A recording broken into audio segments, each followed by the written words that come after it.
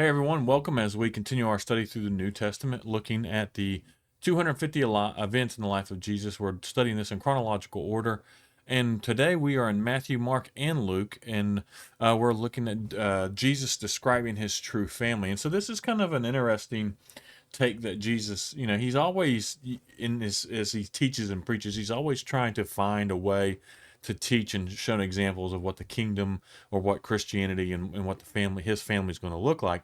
And so on this particular occasion, right, Jesus was speaking to a crowd, and he was near enough, or whatever town he was in, and his mother and brother stood outside and they were asking to speak with him. And so someone told Jesus, "Hey, your mother and your brothers are standing outside and they want to speak to you." And so Jesus uses this as an opportunity. He says, "Who is my mother and who are my brothers?" Right? And I'm sure some of them were probably like, "Well, don't you know? they're your family, not ours." He said, then he pointed to his disciples and he said, "Look, these are my brothers and my mother and my brothers. Anyone who does the will of my Father in heaven is my brother and sister and mother." And so he uses this as a learning opportunity. And so this was in Matthew 12, 46 through 50. We also see very similar statements in Mark 3, 31 and 35 through 35, and Luke 8, 19 through 21. And so he's not belittling his family, who he loves. He obviously, loved his mother and his brothers very much, and he's not belittling them, but he's showing the importance of our spiritual family. And so there's a lot of debate that goes around Jesus's actual siblings, and for different reasons, there's different traditions and different beliefs that go back. One of those is that Jesus' mother was Mary. We've talked about that. We've seen this as we've gone through the studies, and his brothers were more than likely the children that Mary and Joseph had after Jesus. So, but there are, and I'm throwing this in here just because it's good to know. And I mean, this is not a salvation issue. This is not a thing. This is, you can believe whatever you want to believe around it. It's not really going to matter in the end. But some scholars believe that there's an ancient tradition, and some scholars believe that Jesus was Mary's only child. And if this is true, then the brothers were probably cousins. And this is back in the day, cousins were often referred to as brothers. And, sometimes that happens in today's families and stuff like that, where families that are really close, they'll call each other, instead of cousins, they'll call each other brothers, or sisters, they'll call each other sisters. And so that was the case back then, but it was so much more than what we see today. And so that's a possibility. That is one of the possibilities. Some have offered this suggestion, and some believe this, that when Joseph married Mary, that he was a widower, and that he those were his first children by his first marriage.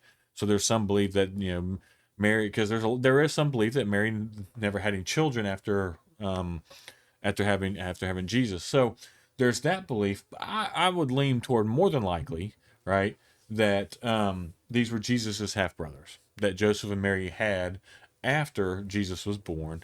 And so that's where I lean. Again, it's one of those things that it doesn't really matter. I mean, in the end, it doesn't matter if he had half brothers, if he had step brothers, if they were just cousins. I mean, in the end, it truly does not matter. So you can believe whatever you want to believe on this one. It seems to me more logical that they were the children that Mary and Joseph had after Jesus was born. So again, the Bible doesn't say a lot about it, but one of the things we see here, if you look and read Mark 3:21, is that Jesus' family still didn't fully understand his ministry.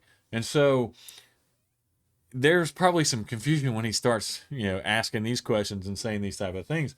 But what he was pointing out is that the spiritual relationships that we have as Christians, as followers of Jesus, are just as important and as a binding as the physical ones. And he was paving the way for this new community of believers.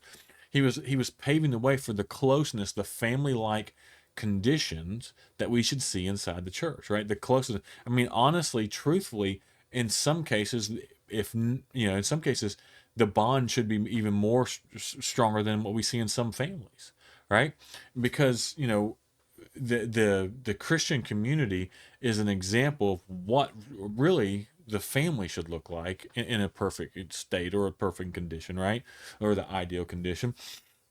And so Jesus is explaining that our spiritual family, the relationships are ultimately more important and longer lasting than those one physical families.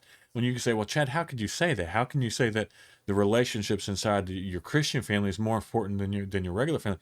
Because in the end, these are going to be eternal. Right now, hopefully, the relationship you have inside your families, that your families are all Christians and stay Christians, but those inside the church are truly going to be eternal relationships. There are some, unfortunately, that may be physical families on earth, but in the end may be separated at once after the judgment. Well, you don't know, and I'm not going to say for sure in every case, but that's going to happen. I mean, Jesus talks about that, right? He talks about some family relationships, family dynamics later. Here a bit later on. I don't want to get into them too much, but how he come to divide a little bit, right? And so, but inside the kingdom of heaven, inside the God or Jesus's church, inside the church, right? We're not to have those type of we're supposed to be as close, if not closer, than what we see in a physical family. And so that's what Jesus is saying. And he says, anyone who does the will of my Father is my brother, is my sister, is my mother, right? Those are my true family. Those are the people who truly, right, who truly do that. And so Jesus' true family is comprised of those who hear and obey his word. And so that's all he's saying here. And that's not it's deep, but it's not super, super deep, right? And it's different than, what he's saying. He's just saying, look, there's my whole family. Expands beyond what you see just with the physical, right? The spiritual family is just as important, and these are my brothers and these are my sisters too. And we need to make sure that we as Christians treat those relationships inside the church as that, that we see those people, as my brother, as my mother, as my sister, in Christ. We use that terminology, my brother in Christ, my sister in Christ, and we need to get beyond just using that as terminology and truly believing that, truly understanding that. So again, this one's a little bit shorter, and I hope you'll enjoy it. I appreciate you sticking around and listening to them. As always, if it's something that you find helpful, please share it. Please, send it out to someone. If you haven't subscribed to our channel, please go ahead and do so. We continue to put these out. We're going to put these out every single day, and I'm going to continue to try to go deeper into some of the studies that we've looked at and some of the issues that we've hit. And as always, I just appreciate you for sticking around and watching.